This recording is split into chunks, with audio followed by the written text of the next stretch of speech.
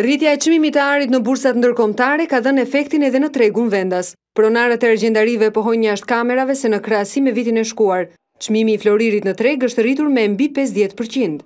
Në tregun vendas, çmimi i arit 14 karat varion nga 3.300 lek deri në 3.500 lek grami, ndërsa për arin 18 karat nga 4.300 deri në 4.500 lek. Edhe pse çmimi është rritur, qytetarët duket se nuk kanë kursyer në blerjen e metalit të çmuar, pasi sipas tregtarëve gjatë muajve të fundit ka pasur një rritje të kërkesave kryesisht nga emigrantët. Ndërkaq në tregun ndërkombëtar, çmimi vazhdon të ketë tendencë rritje ku aktualisht tregtohet me $1.276 për oncë.